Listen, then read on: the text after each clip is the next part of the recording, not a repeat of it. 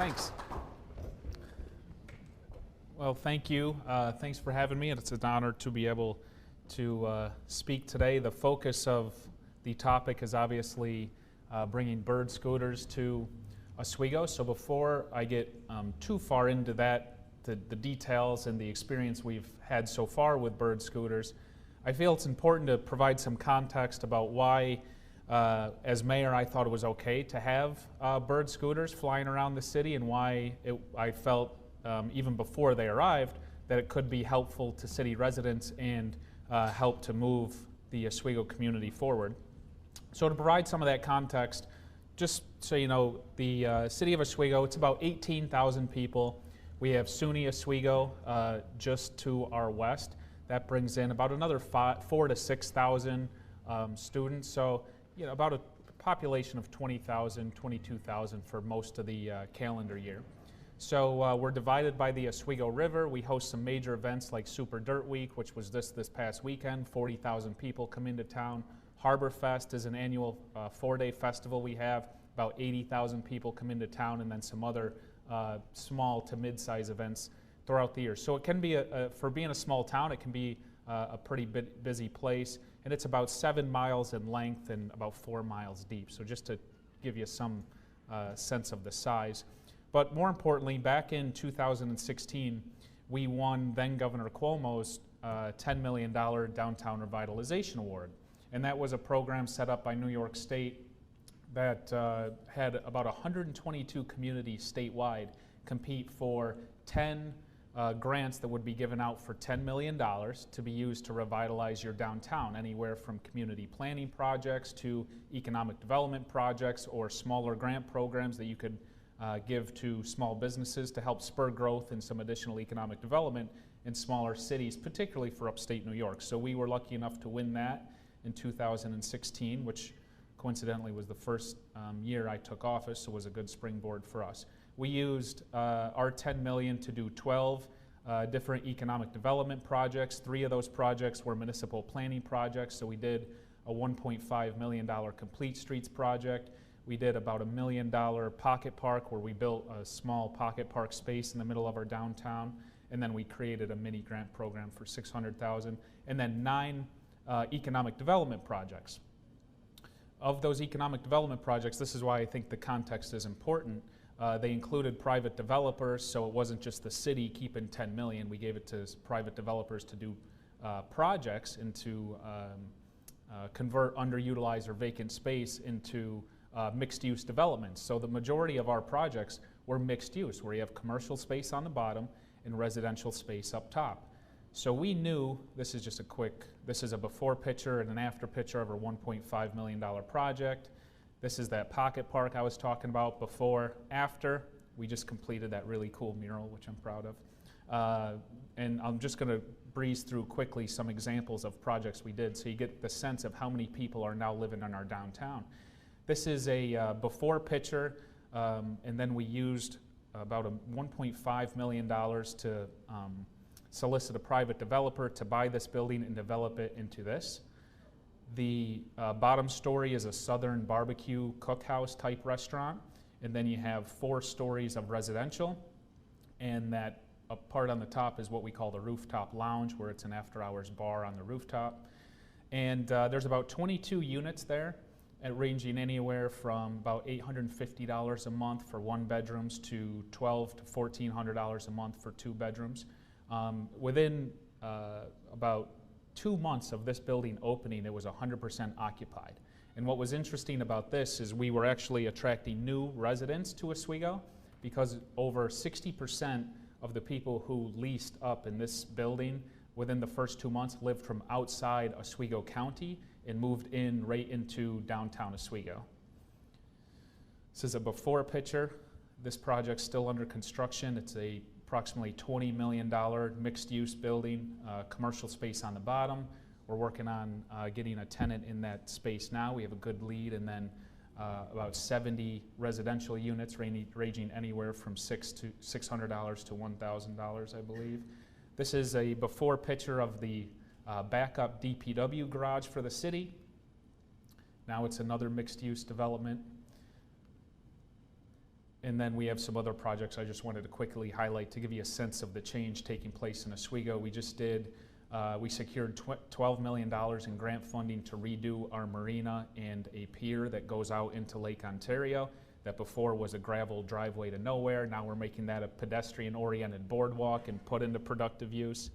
We built a welcome center. We built about a $350,000 splash pad.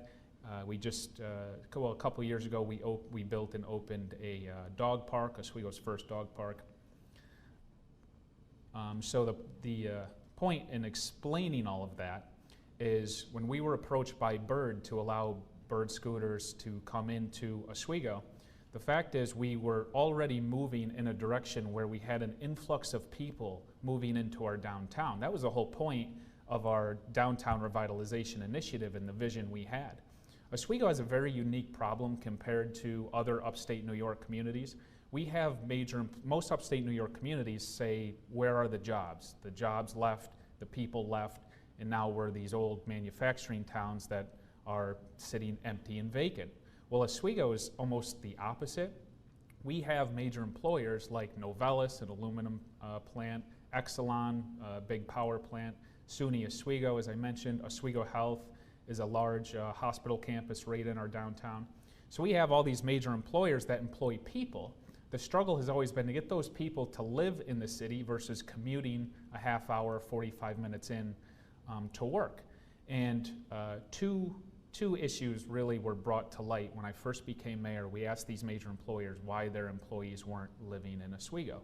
Number one was they felt they didn't have quality housing to choose from, particularly near other resources, or like coffee shops, movie theater, restaurants where they can just walk. A lot of these people are younger professionals. They're not totally interested in living out in the country and mowing the lawn and doing the maintenance on the house.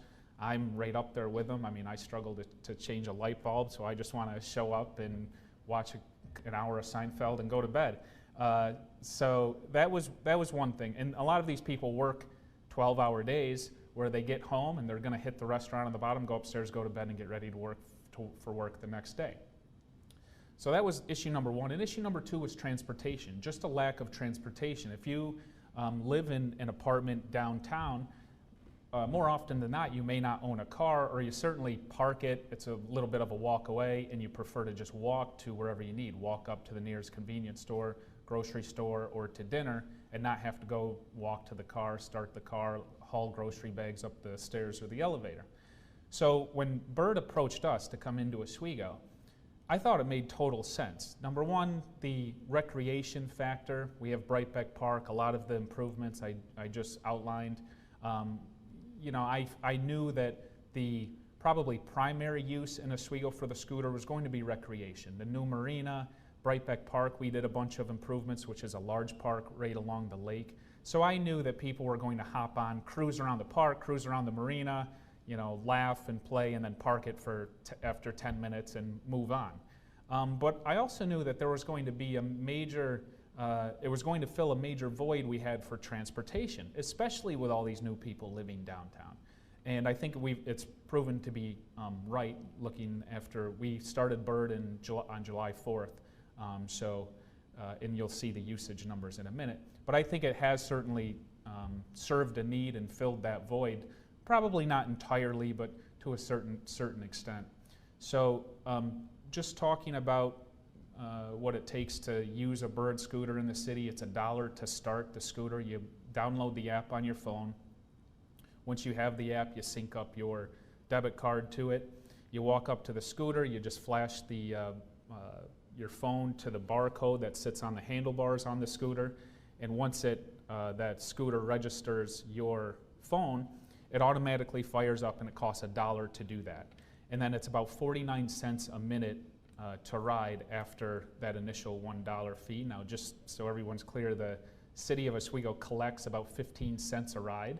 So, we didn't enroll in the program to make any money, but certainly that 15 cents per ride doesn't hurt and made it an easier sell to the Common Council, that's for sure.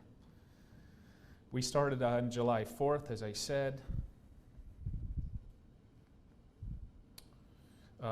Here's some data just to kind of show where we are. As of October 1st, 18,000 rides, a little more than 18,000 rides. As I said, it's not really a big city. It's a city of 18,000 people, about another 4 to 6 come in for the SUNY community, and they didn't arrive on July 4th. They didn't come in really until mid-August.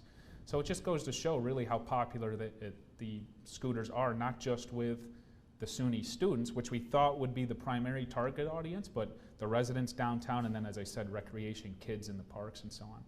We average about 201 rides daily, and so far to date, you know, when I started talking to Bird and then I went to the Common Council and I went public with bringing Bird scooters to Oswego, of course you have all the naysayers, as you do with everything you do, and I heard it all. I heard people are going to get killed, they're going to get hit by cars, you know, what happens if you fall or hit a pothole, scooters are going to get thrown in the river, you know, drunk people, you know, you name the scenario, I listened to it, and you know, I'm pleased to report to date. First, my answer to that was, anything, whether you ride a manual scooter or a bike, whatever can happen there can happen on a Bird scooter, of course, but we're not outlawing manual scooters or bikes or road bikes or anything like that. And to be honest, a lot of people were tying weed eater motors to bikes and scooters and zipping up and down the streets on those. So, you know, and there wasn't mass hysteria then. If anything, this would be a safer option than we were used to. So fast forward, I'm pleased to report, we've only had 2 reported injuries, which I think is really, really low. One was on the first day, on July 4th, actually, so I did get a little nervous for a minute. But then fast forward, and the other one was very recent, and, you know, not to be disrespectful to the people riding them, but it was their own lapse in judgment that really got them into trouble. One claim to the city's insurance company was made. You know, that's really a non-issue as far as I'm concerned. That was another thing, the Common Council, oh, we're going to have hundreds of claims. No, you're not if you read the agreement. It's just not the case. And then scooters are going to get thrown in the water. Only one so far.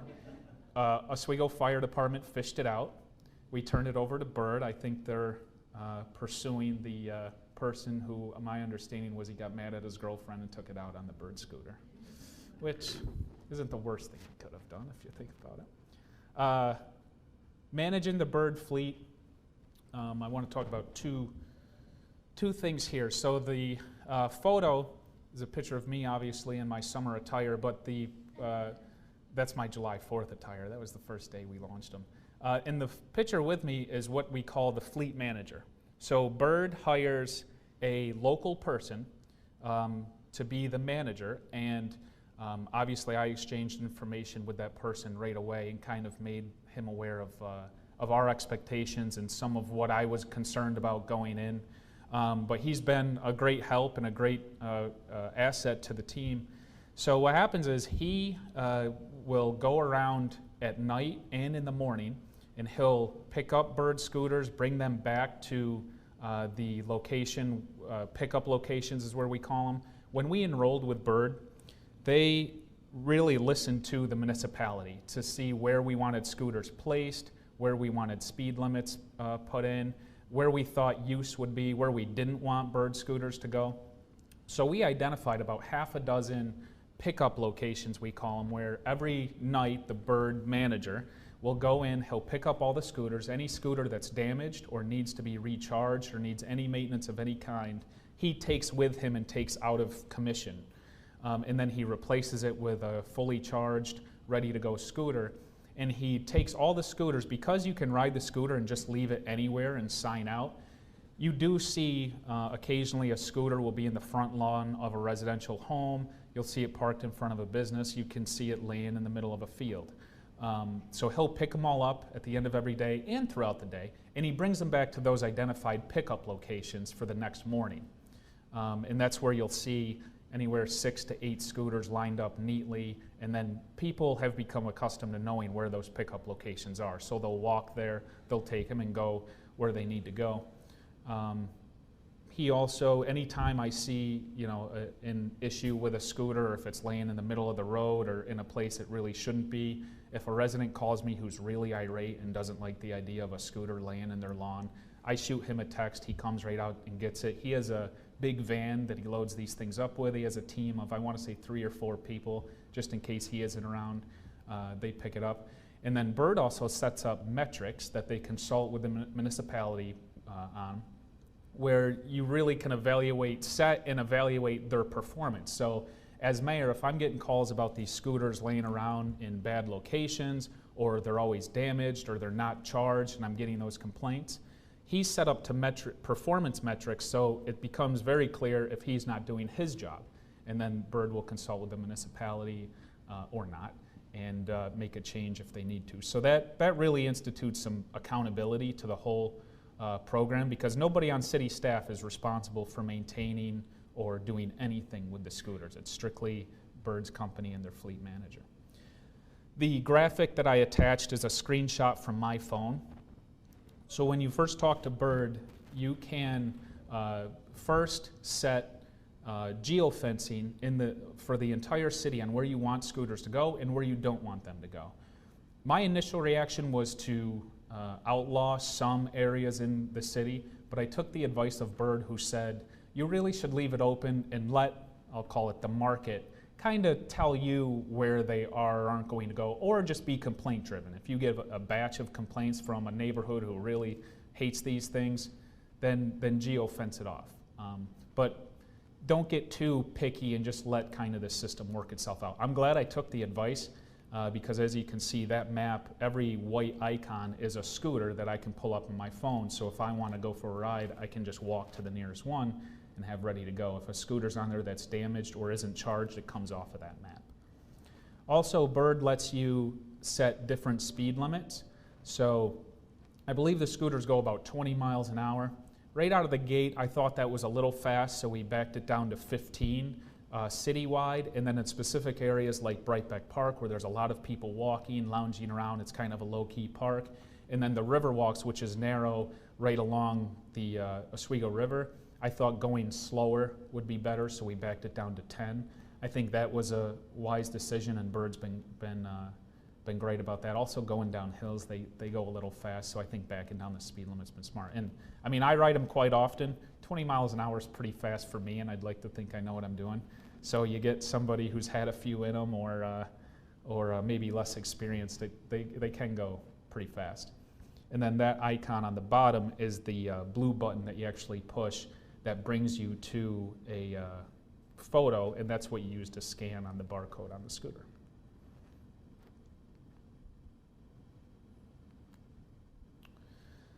Bird also, once you sign up and scooters arrive in town, they give you what they call the dashboard, and it's a link they send you that basically gives you any data you could possibly need relating to the scooters and the use. So what you see here is the heat maps where you see where rides start and where they end, and this really lets you gauge how scooters are being used and where. So you can just see by the color of the spots on the map where a bulk of the scooters start, and then where they are driven to, and then where they end. And then on the bottom you can just see a summary where you see ride distance, ride duration, commuter, and then the bar that I cut off is actually low income. I should have mentioned this back in the earlier slide. Bird actually allows folks who have an EBT card, they get a 50% discount on their ride, which if you're a city like Oswego, we're not a wealthy community, we have a low-income population, and it's a great transportation opportunity for them. If they don't have cars, you know, we did an anti-poverty study early in my administration and found that one of the biggest hurdles of getting people on unemployment jobs is transportation. You know, buses are unreliable, it's stressful for the person. If they can't afford a car, they walk. And in February in Oswego, if anybody's ever been there, you're not walking anywhere. So this has been a great help to them too, but that discount's nice. So my point in showing this is just Bird really works with the municipality and the electeds, if they so choose, to really dictate regulating the scooters, where they can go, where they can't go. The municipality has a really big voice in bringing scooters and deciding how to manage them.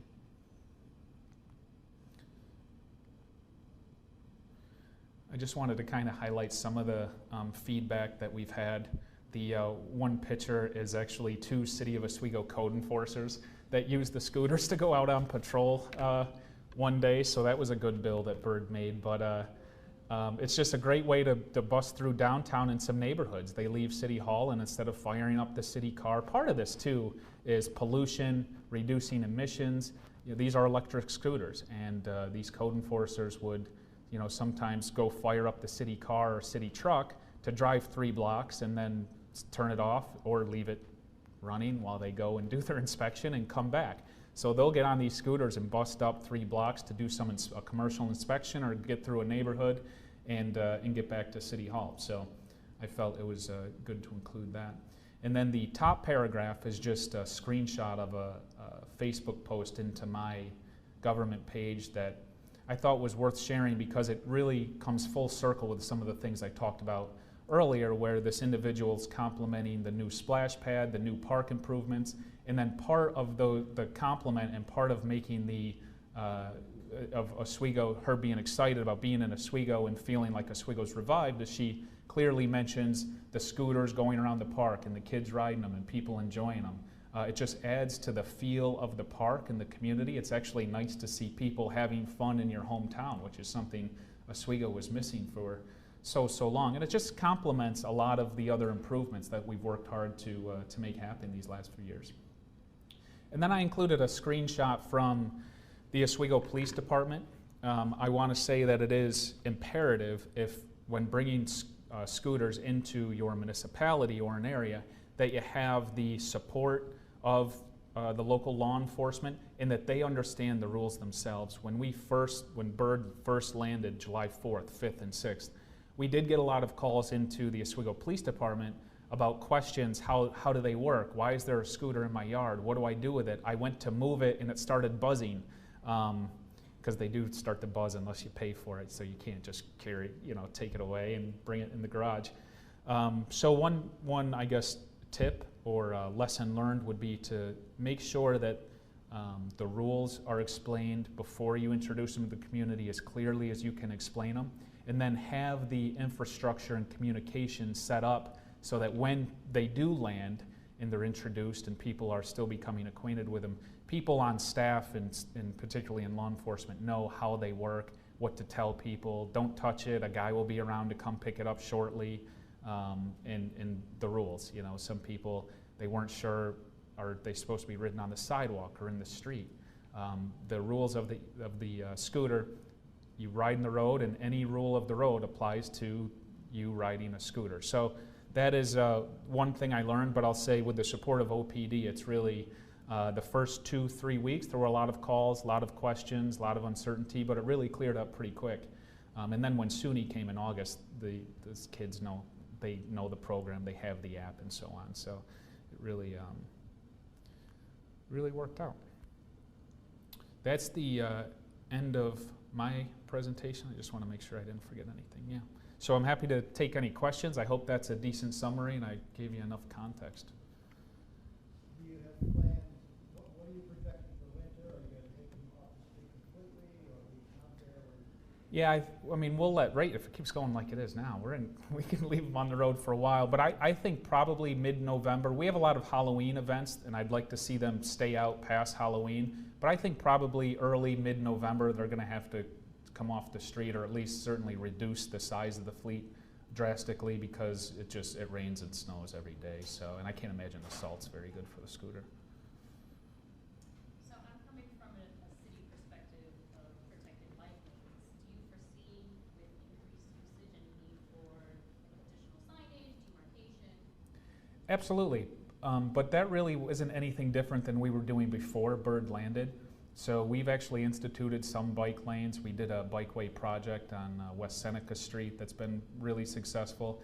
And part of our downtown vision is to make downtown focus more on pedestrians instead of vehicles. So we were already kind of moving in that direction.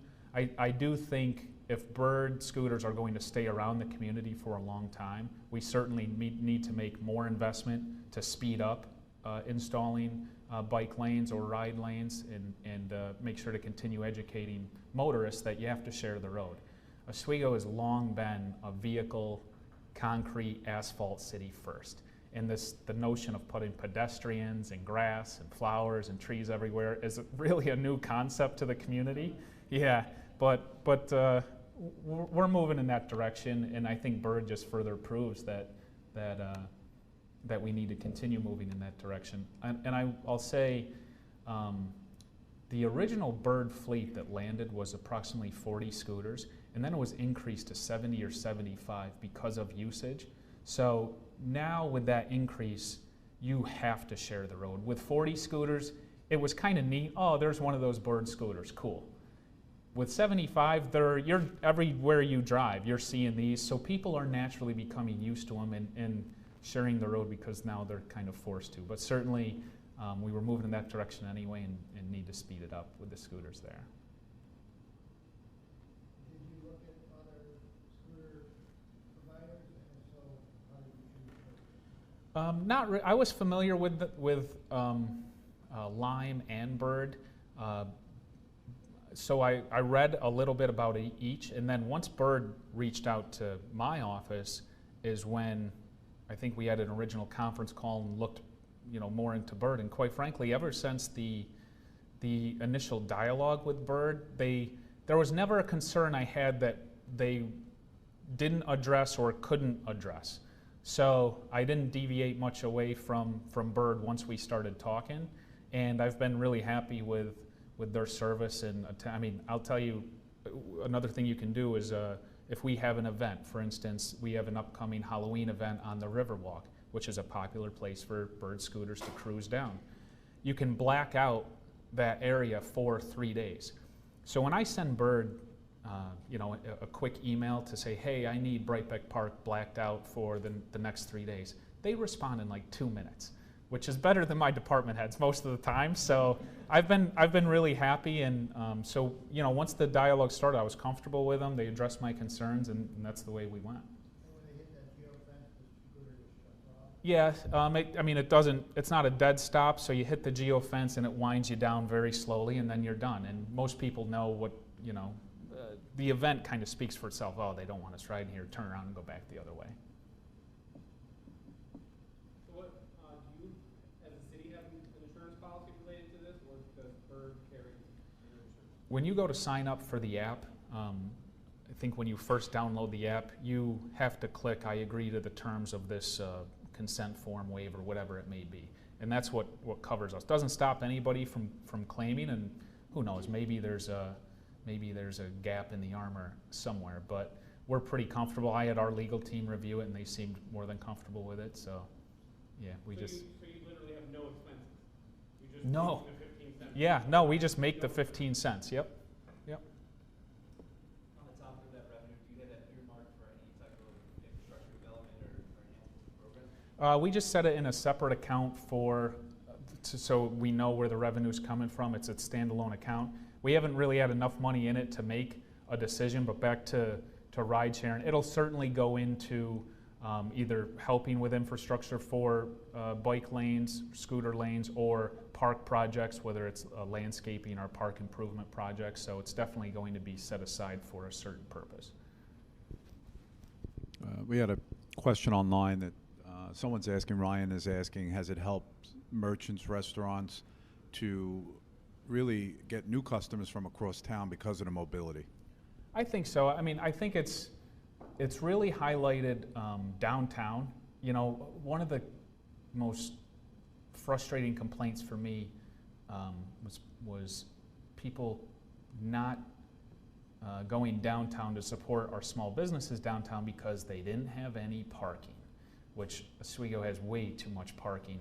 I've never gone down. I've lived there. I'm 31, and I've lived there 24 of my 31 years, and I've never gone downtown and driven around and said, oh, I can't get my sandwich today because there's no parking. But perception's reality, and the perception for a long time was there's no parking downtown. So now that we have these scooters, you can just bust down the sidewalk and rest it against the telephone pole or against the building, or just stand it up on its kickstand and have it there when you come out. It certainly has, particularly for the younger generation and SUNY students. A lot of SUNY students don't have cars. They come up from downstate and they don't own a car. So now they can just find the nearest scooter, hop on downtown, hit the bookstore, hit a restaurant, hit the coffee shop, go to the movie theater, and head home.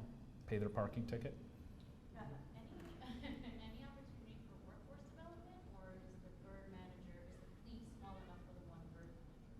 I think if you're a full-time fleet manager, you can probably do it yourself. I think our fleet manager has done a great job, and he has, I want to say, 3 or 4 employees. He has the 3 and 4 employees because he owns another contracting business and may not always be available. And I think he's pretty dedicated, so he doesn't ever want me to text or call and have him not be able to handle the issue right away. I would say 1 for a city the size of Oswego may be a stretch. You'd probably want 2, but you know, I think that's up to him.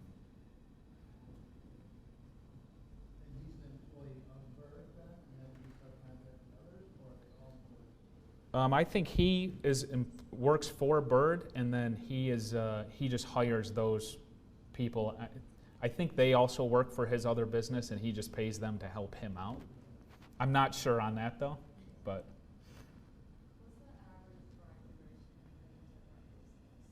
I can't remember off the top of my head. It should be in here.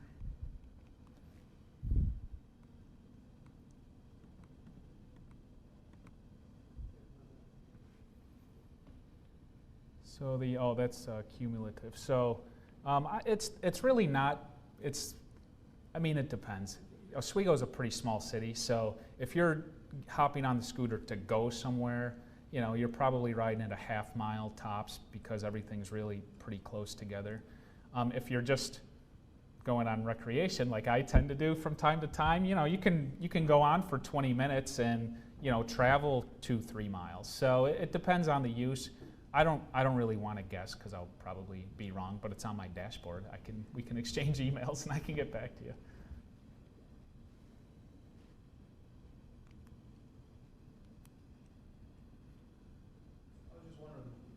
Regulations in place that had to be adapted to allow this kind of activity in the city, and municipalities try to, you know, curtail and control this kind of thing. I don't know if you had a talk with that city hall to get something convinced the voters. No, we didn't adjust any regulations, just the rules of the road. Because the scooters are in the road, you're supposed to drive them in the road. You can drive them on the sidewalk, but it's really rough, and again, it self-regulates people. You go for a block on the sidewalk and you get out of it. But all the rules on the road apply to you on the scooter. The one, I guess, debatable issue is the helmet. It's really up to the municipality. According to Bird, it's up to the municipality to regulate if they're required to wear the helmet or not. We didn't take that stance. And the reason that we didn't mandate helmets being worn on the scooters because I knew that a lot of the use would be recreation, and nobody's going down to Brightbeck Park carrying a helmet just in case they feel the urge to ride a Bird scooter. And again, I mean, you know, the other thing is on the waiver, you're supposed to be 17 or 18 to ride the scooter. It's really up to the municipality to enforce that. We don't enforce it. A lot of the ridership is, you know, 13, 14, 15-year-olds busting around the park while they're there hanging out with their friends, or mom and dad's down at the marina on the boat and they don't want to sit on the boat anymore. So I thought it'd be, you know, kind of a step backwards to take that strong stance. And, you know, to be honest, the two accidents we've had, one was, I think, 14 years old, and the other one was a grown woman. So it just hasn't really been a concern. You got one more online question. Mike Butler asks, what would you recommend to other cities when considering implementing something like this? You know, I think obviously it's not going to be for everyone. I think Oswego was in a really unique place. If Bird approached me when I first became mayor in 2016, when we were maybe at the lowest of low, I probably would have said, there's some other needs. There's some things that should happen first before we have some scooters flying around town. We were in a really good position, and it made sense in our story to introduce these to the community. Made sense in our timeline of progress. So I think it's not for everyone. You need to make sure that it's going to work in your community. If you're a community that's divided by highways and cut up by freeways or really wide high-speed roads, I don't know if I would do it. But if it fits, and you decide to bring it, my one piece of advice or lesson learned would be to be more clear of the rules up front. I was very generic. We're bringing, I think in April or May, I said bird scooters are coming in July. And there was a whole lot of excited people and a lot of people that thought the sky was falling. And then the next piece of information I gave was July 4th, hey, bird scooters are here, have fun. What I never really explained was you get the app, you scan it, you need a debit card, the rules of the road apply, the scooter can be left anywhere, they'll be gathered up and brought back, you walk to one, you can have it, you can reserve it for some time or just get off it. So those specific rules I didn't really address, and that by default fell to the police department and my staff when they landed on July 4th, which was a Sunday. So, 2 days of messages of what are these things and how do you use them and why is it in my yard, and I tried to move it out of my yard and the beeper went off. So I would just try to be more proactive on explaining how the system works, explaining the rules, and again, make sure a lot of it, because it's traffic and because people see something weird in their front lawn, they call the police. Before they land, make sure your law enforcement buys into it and is knowledgeable on the topic so that they can adequately communicate with your residents, because they're bound to call. Quick question. Speaking of buying, when you implemented it, did you have any discussions with the city of Oswego regarding? So that's still an ongoing discussion. To be frank, it's a discussion I don't understand, because a lot of the ridership now are SUNY students, and you can see in the heat map, that may be an older heat map, but you can actually see where SUNY students are getting on them downtown or in the neighborhoods and in the homes where they live, riding to campus and dropping them, because right now they're not allowed on campus. I've told SUNY a few times, hey, I think this is a good idea. I think it'd be helpful for the students. Our experience here has been nothing but positive. The sky didn't fall. And I think I don't know what the reluctance is, other than they just haven't given it the green light yet. If you go by data in the maps, there's a need, the students, it'd be helpful to the students, and they'd be used. So they're using them, they're just not allowed on campus quite yet. The other interesting part is SUNY Oswego technically is just outside city limits in Oswego town. So SUNY Oswego, part of the campus, a few buildings fall in what I'll call the city map or my map, but the bulk of the campus is actually outside city limits. So it's a bit of a interesting dynamic there, probably unique to Oswego, in that the campus is SUNY Oswego, it's not in city limits, the city allows bird scooters, the campus has yet to see the light, so it's pretty interesting. Do you know if SUNY Oswego allows personal scooters, if students bring them? I don't know, but I can't imagine they say they can't bust through campus. On that briefly from Case University City campus, we are actually taking a look at that because of the charging capacity. There's been 2 instances of fire, so it seems like we might back off of allowing them on campus.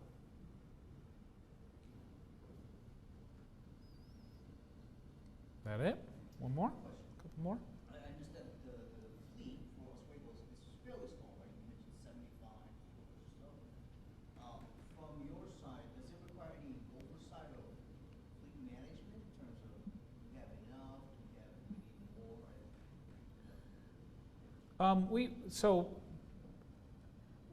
Bird is really good at including the municipality in the decisions. I would say, well, I think that the original number 40 was a number I picked. I think originally it was proposed 50. We talked about 30, and we kind of settled on 40 to see how it would go, knowing that there'd be an influx of students in the community come August. So you have some say, but the decision doesn't rest solely and only with the municipality. Bird monitors the usage, and if they think they can make money or serve the need of the population, they'll increase or decrease the numbers as they see. But they've consulted with me every time. And the reason why I asked that was I was in LA this summer, and it's a certain part of town, but there were many scooter companies servicing the city. And these things were just littered Yeah. Right? So I imagine when you get to that level and scale, it would require some oversight from the municipality side to understand the total fleet of the scooters in the city doing business with multiple service providers, right? Otherwise, I mean, these things were a nuisance. Yeah. They were everywhere. That- Not just sidewalk, everywhere. And that was my major concern from day one, talking to Bird and weighing the decision in my own head. I was in Cleveland for an Elton John concert when I first was exposed to these scooters, and being from a small upstate New York town, I was like, where are all these things laying around? And then, so that's actually when I read about them and found out it's this app and you can ride them and whatever. But that was, to Bird, my first concern, is we've invested millions and millions of dollars over 5 years to make the town look good and to feel like it had its stuff together, and you know, you don't have cars flying up West First Street while people are trying to dine outside right next to you. So the feel and the appearance of the town is very important to me. So I made that clear from the get-go, and that's where the metrics for the fleet manager really come into play, because if as mayor I go to Bird and say, you know, we're gonna terminate our agreement because I'm getting complaints of these things, you know, all over town, we want to avoid that conversation and take it up with the fleet manager. Now, I've been lucky; he's done a great job so far. And you know, driving around Oswego, small town, 75 scooters right now, you don't see them laying down all over. They really kind of blend in. Occasionally, does, you know, some inconsiderate person leave it on the corner of an intersection with the handlebars out into the shoulder of the road? Yeah, but you know, usually a good Samaritan, or me, if I'm passing through, I'll stand it up quick and make sure nobody's looking. But the fleet manager has done a nice job. And I also have told, Bird probably would get mad if I said this, but I've told OPD and DPW staff, if you see it and it doesn't look orderly, stand it up and make them neat without making the buzzer go off, and just kind of help it that way. But you know, the municipality, there's a agreement, and that's the vote that I had to take at the Common Council, and I would suspect that LA had to do something similar with Bird, Lime, and whoever else they use, and I suppose they could say there's too many and pick the company they want to kick out, perhaps. But you know, or maybe they just need more fleet managers and employees there to keep an eye on things. You kind of just touched on the piece that I know of. One of the obstacles with deploying these in a dockless approach, where they can be parked anywhere, is concerns about mobility access for people who have mobility concerns, and Yep. them being in the middle of sidewalks. Have you had lots of incidents of that or complaints related to that? A couple complaints of that specifically, but not many. And I forwarded that on to the fleet manager and just told him, hey, you know, and same with DPW and OPD. If you see one that's prohibiting, you know, access to a sidewalk to a storefront, and you're on patrol or you're picking up trash downtown or taking the garbage out or whatever, make the quick adjustment and get it out of the way. And again, that happened in the beginning. I would say my office got 2 or 3 complaints of that specifically, and then it went away. So just really hasn't been an issue lately.